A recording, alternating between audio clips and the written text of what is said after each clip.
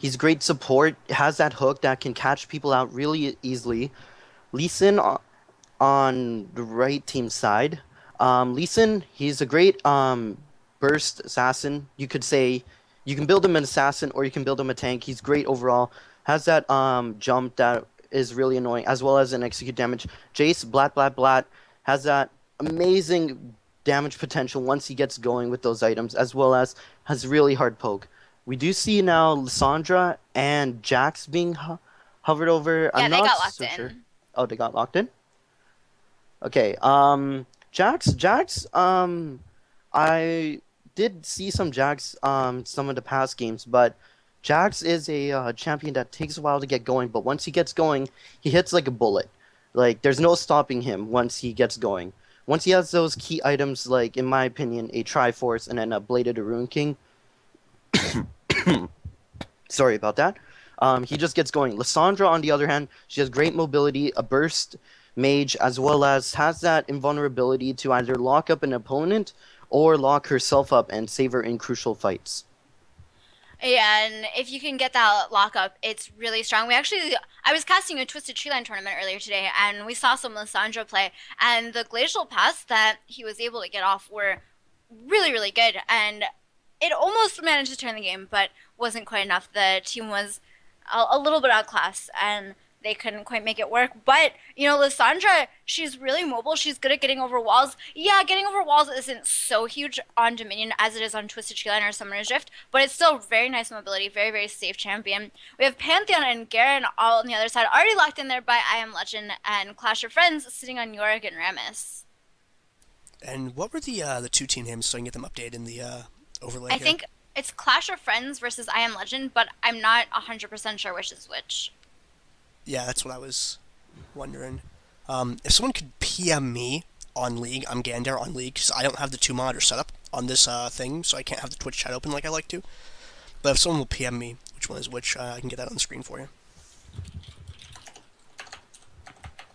It says Clash of Fiends versus I Am Legend, and they're the first team.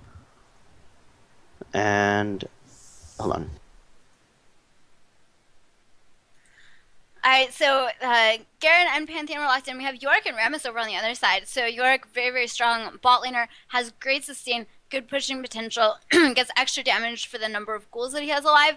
If you get a decent amount of mana, you can always have a whole bunch of ghouls alive. That's a lot of extra damage. And it's really hard to push him out of lane because he has such good sustain. And then over on the other side, we actually have a Heimerdinger lock-in. So Heimerdinger is another champion that's actually really difficult to unseat from a turret.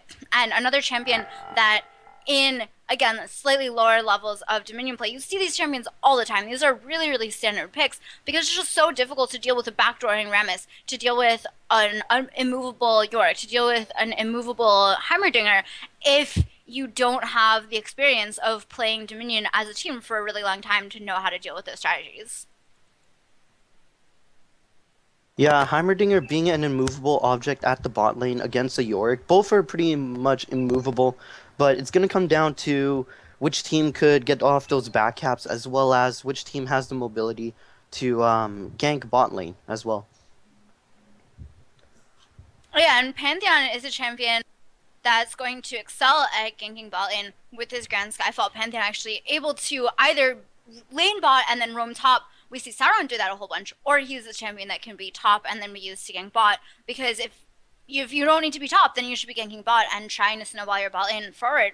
And over on the other side, Rammus, generally you see a lot of backcapping on Rammus, but he's also another champion that can also gank bot because he just has so much mobility.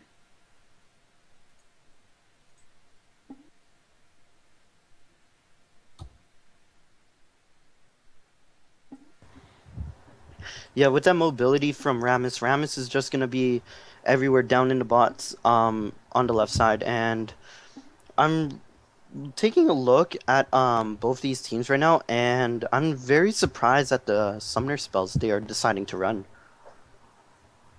Yeah, so we have gotten past that 3 minute delay, or gotten into the 3 minute delay rather, and no one's actually opted for revive. And generally, you're going to see 10 revives in every single Dominion game because revive is just so strong. The reason I like to, or the way I like to explain revive is that revive is like running revive and teleport in a single spell because you get that move speed when you revive, you get the move speed bonus. That's like a super duper home hard bonus. And because the Dominion map is way smaller than the Summoner's Rift map, it doesn't take that long for you to get to the farthest extent of the map from the base. So your team is fighting in the middle of the map, you die, you revive. Well, within about 4 seconds, you're going to be back there because you just got so much move speed. You were able to get there so quickly. That's about how long the teleport channel takes. So yeah, maybe Revive isn't the best summoner spell if it's just Revive, but if it's Revive plus that huge move speed bonus that lets you get anywhere on the map, it is so strong. Because the thing is that you're basically guaranteed to get back to the fight before it's over if you're running Revive. So if you take something like Ignite, something like Exhaust, yeah, that can help you win the fight a little bit. But if you take Revive, you're in that fight twice. And being in the fight twice, one of the things that I've seen a lot, and never really highlighted it enough, I think, is that when you are an assassin or a carry that gets picked off, if you're one of the high damage guys, they need you in that fight. If they pick off your main DPS, and they can stay in delay long enough for you to get back with your revive, that's good because then now you have a fair team fight again. Alternatively, you show back up in time to clean up the fight. Even if your allies lost it, the enemies are usually at pretty low health. You come back with full health and mana as an Ezreal or something, you're just going to liquefy anyone who's left over. Yeah, and running Ghost does mean that you have a little bit more mobility around the map. Running Flash does mean that you have that potential to outplay people. You suddenly, you're about to be eat on by Alessandra, but as she's about to complete the glacial path, you flash to the other side, and then she ends up ulting herself when you're 550 more range away from her because you just flashed out. But it's just that the utility that Revive gives is just so huge. And occasionally you will see someone will run a Revive plus Flash. You don't frequently see Revive plus Ghost. I could maybe see it, but if you're playing Vayne or Kale or another AD carry like that, that you just want the extra mobility to be a hyper carry much more safely. Sometimes you see Cleanse, sometimes you see Flash, but running 5 Flashes on a team, 5 Ghosts on a team, because there are no Revives though, it does end up being a lot more even. So it should be an exciting match.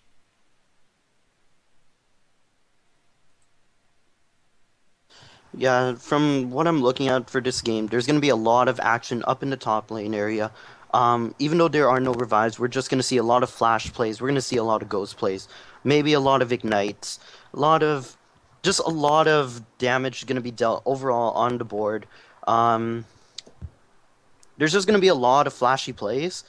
But in my opinion, I'm not so sure with having them not run revive because, as you said, Rheingold, revive is like the best summoner spell in Dominion. You should be able to drop Inspect pretty soon here, Silence, and be able to get into the thing if you haven't done that already. I already did that. Cool. But yeah, so the flash plays like Pantheon, Flash, and then Aegis of Diona is stun. It's a much bigger gap close. Garen able to flash in the middle of the team and start spinning his judgment. And Heimerdinger generally just wants to sit up shop with a couple turrets, but Flash is really, you can use it to outplay in pretty much any 1v1 because someone's going to have a skill shot, and so you can either flash to put the skill shot from an unexpected angle, or you can flash the other person's skill shot. So maybe in like Garen versus Garen, it doesn't really matter if you're running flash or not because you're just going to spin on top of each other. Yeah, there's just going to be a lot. Oh, go ahead. This is round 1 of Dominate Dominion number 89. It is Clash of Friends versus IamLegend. I believe Clash of Friends is the blue team. I'm pretty sure. I think. Let's. Yeah, the left side team, Clash of Friends' team, and the right side team is IamLegend. Alright, so Clash of Friends over on the left-hand side. Highlighted in blue is the Grim Pony on Rammus, Zeph520 on Jax, Darkness81 playing Lissandra, Silver 2301 on Yorick, and Ace Dynasty on Blitzcrank. Over on the other side is IamLegend, Autism Child playing Lee Sin, Malicete Mayhem playing Jace, Demon 13, the Evil Number playing Pantheon, Master Loki on Garen, and Autism Child Jr. I wonder if those two are pre-made on Heimerdinger. Should be a good game. I'm actually really excited to see this because the thing is that while Revive is definitely the best summoner spell to take on Dominion, it means that when you're watching mid-fight, people have less summoner spells to sort of play with. And so fights, there's just like your kit within a fight is a little bit smaller because you're missing one of the spells that you could use in a fight. And so I'm really actually excited to see a game where everyone does have both combat summoners. I just realized that I haven't actually cast from this computer since the new install, and all my hotkeys are messed up. GG. Wait, you changed your spectate hotkeys? Yeah, the camera drag I have on right mouse instead of mouse wheel. Whoa. And I changed a couple other buttons too. Whoa. Whoa. Whoa. My mind was just blown completely. I'm sorry, I'll get a towel for it later. Thank you. Can you help clean it up? Yeah, please fax it to me. Alright, Grim Pony with the ghost up to the top lane. He's gonna get about 2/3 of the way before anyone can reach there. Actually, he has 2 teammates who ghosted with him, so they're gonna be able to cap it all the way. So nice use of the ghost to win the windmill fight. The windmill fight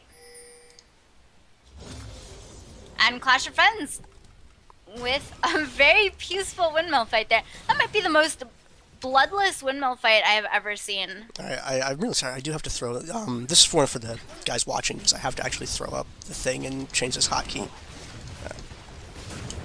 Well, while Gander was doing that, there was a nice hook from Ace Dynasty that landed onto Autism Child Jr. and was able to get the kill onto him, blowing both of his summers, as well as they were able to pick up the kill onto Demon 13 on that Pantheon after getting some ignites down. So a great play from the blue team, being able to use that Blitzcrank to pick off someone really quick, as well as blowing their summoners. Okay, it's fixed now. Sorry about that, guys. Alright, so yeah, nice play there from Clash of Friends, solidifying their hold over the top lane.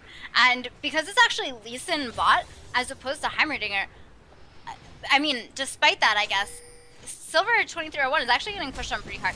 Generally, you would expect Yorick to be able to outpush Lee Sin, but Lee with a couple early points in his E actually has points in his, he has 2 points in his E, 1 in his Q. That's a decent amount of wave clear, a decent amount of pushing power that he has, so he's able to shove that over towards Yorick a little bit more. Yeah, and we do see Garen trying to do a back cap, but Rammus being able to read that is able to go over there and stop the Garen, and we do see Garen coming into the bot lane. This could be a potential gank onto Yorick, but I'm not so sure how well that's going to work as Lee is sitting in health. But meanwhile, up at the top lane, again, Ace Dynasty showing how powerful a Blitzcrank hook can be and picking off Autism Child Jr. again. As well as down in the bot lane, Garen does get taken down with the help of Rammus and Yorick, and Autism Child on Lee Sin now is forced to run away. Yeah, ignited there by Yorick, but he's going to be okay. He has to recall. I was going to say he has his revive still, but of course he does not have revive since he's not actually earning that. But he does have both of the summoners, so he'll have a little bit of a lead over Yorick when he gets back to lane, since Yorick no longer running the ignite.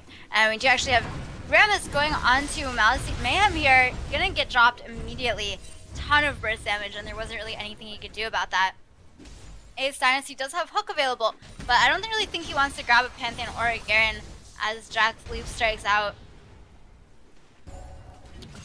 Yeah, having Rammus come around and get the taunt onto Jace right there, you know that once Rammus taunts someone, they're pretty much locked up, as well as if Rammus is able to lock up someone in a really good amount of time, Ace Dynasty could land a hook.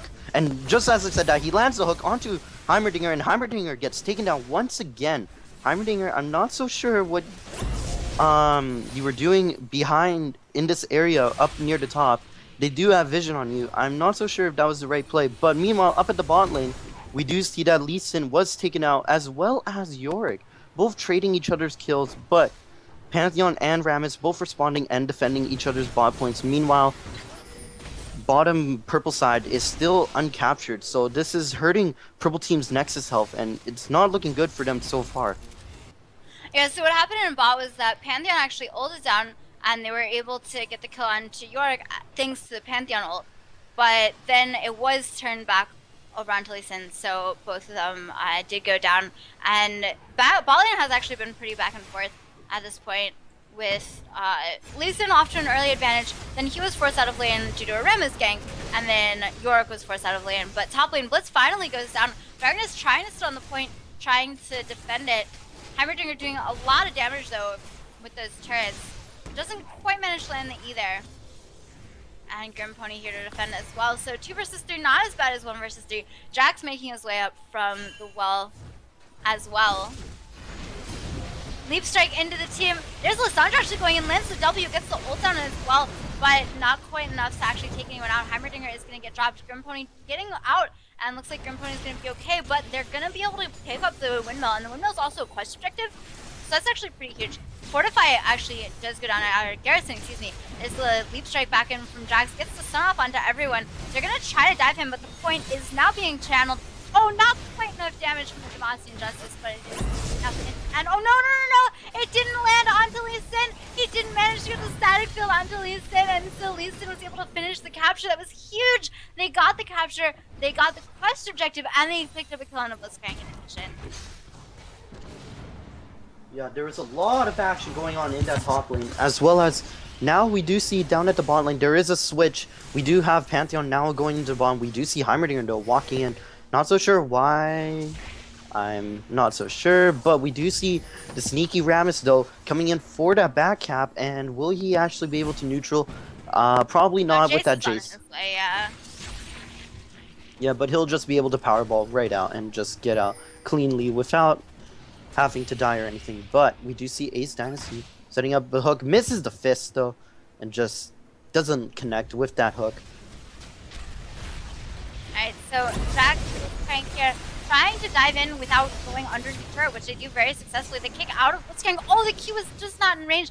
Awesome Child flashes back under turret to get out. There's that flash coming in handy, and Blitzcrank pulls Garen right on top of him, goes down almost immediately, but it's 1-for-1. They might be able to get Blitz as well. Lee Sin as well, excuse me. Pantheon coming in with the Grand Skyfall, and they have to stop this channel. Darkness taking a little bit more damage.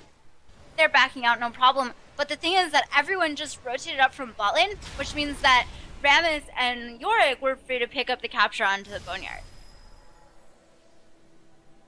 Yeah, while having Pantheon roam all the way to the top lane using that global ultimate of his, it forced an opening down at bottom for blue team, and they were able to take that point and capture the Boneyard, like you said. Now we do see Heimerdinger caught in a really bad position. I'm not so sure. Pops the Wooglets, but they're able to hold it off. But meanwhile, up at top point is neutralized, but purple team is still losing, being a 3-1 cap. But a nice hook from Blitzcrank onto Pantheon. They are able to secure the kill. Meanwhile, Jace can only do what Jace can do right now, is just poke him down. But it's not enough to poke him down and stop him. And blue team are now securing a 4 cap against the 1 cap on purple team. Yeah, so 4 cap meaning that a lot of Nexus health is getting lost at the same time right now, or per second. Heimerdinger is going to get dropped there, couldn't quite make it back into the well. Master Loki trying to wait there as best as he can. Autism Child coming in down to give a little bit of backup. Jack's just going to walk in, counter-strike, block a little bit of auto-attack damage there. But Garen's spinning in the middle. Demacian Justice. And Rammus has been judged, and he has been found to be dead. Yeah, Garen bringing justice to Rammus and killing him off right there. But we do see that Yorick, using the ult on himself, is able to get the kill onto Garen and is nearly about to kill onto Pantheon. But the Ghoul does go down in the end. Meanwhile, purple team is now able to take back this point. So it's back to the 3-2 cap, and it still is looking not so well for purple team unless they're able to make some plays up at the top or utilize that mobility from Pantheon's global ultimate to back cap. It's gonna be tough for purple team to catch a break against the blue team. Yeah, because the thing is that IamLegend just managed to pick up that point, and it was a difficult battle for them to win, and that was to get the 3 cap, or to get the 2 cap, excuse me. That wasn't even to get a 3 cap, that was just to get the point that should belong to them back in their hands. 1-for-1 in the ball lane so far. Ram is gonna pop that barrier. Look at this as well, but Yorick coming back in. I don't think that Heimerdinger is going to be very long for this world. He goes down. Garen's still alive, does not have Demacian Justice, still a minute on that cooldown, and without that, he's not really going to be able to pick anything up. Rammus, nice zone. Actually, it's Jax who picks up the health relic there. And Master Loki is going to get taunted. Going to go down again. Could not win, although he did spin.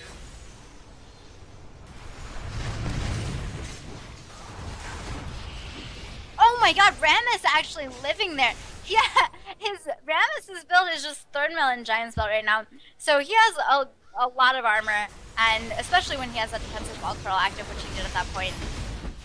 So not easy to take him down.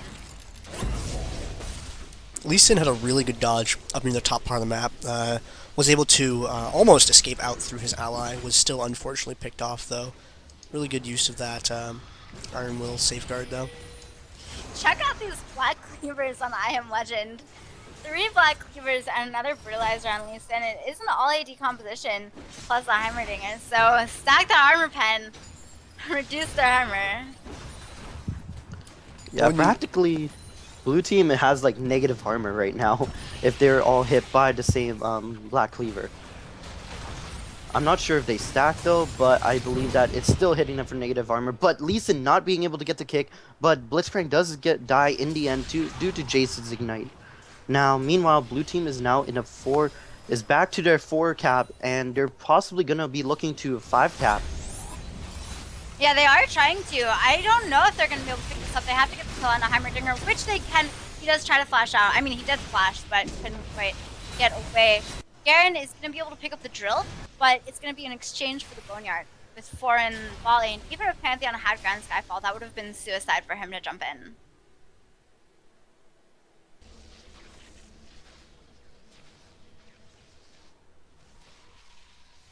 Yeah, looking at the points now, we do have 398 for the blue team and 60 points for the purple team.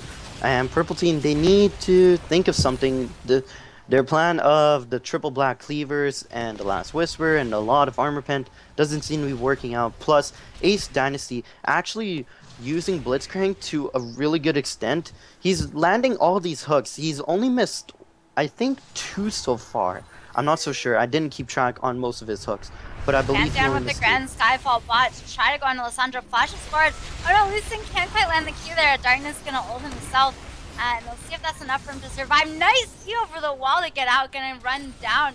And that's actually okay. Heimerdinger clipping with a couple of those rockets, but Blitzcrank coming in, and with that rocket grab, he's gonna be able to save Alessandro by just zoning there and actually probably pick up the kill onto Heimerdinger, except for the Wigglets. But that is gonna be game. So Clash of Friends moving on to round 2. I think there was a really good example there of why Yorick is such a good bottom laner during the middle portion of that game, where we saw him just defend that point with Omen of Death and just delay for so long and pick up another kill and a half off of it. It's one of the reasons why Yorick is so potent in this game mode. Alright, so very well played by Clash of Friends. Gonna move on to round 2, and we should bring you a round 2 game as soon as we can here. So I think it's gonna go over to hold screen and some music, even though it's Gander. Gander can do it. Yeah. Yeah, I'll get that taken care of. I just have to finish. I didn't have, because I had to change my key bindings. I didn't actually get to add the team names to the screen, so I have to do that real quick. That way I can have it ready for the next game, so that way we don't have all this goofy production stuff going on. I forgot that I did a whole reinstall on here, so I'm like, oh yeah, I'll just run the stream from my computer, no problem. Have a couple other people in the cover, for commentary, and then, oh, nothing's configured. That's amazing. Alright, so thanks for watching, guys. This is DominateDominion number 89. That was round 2, or that was round 1, excuse me, and we'll be back shortly with round 2.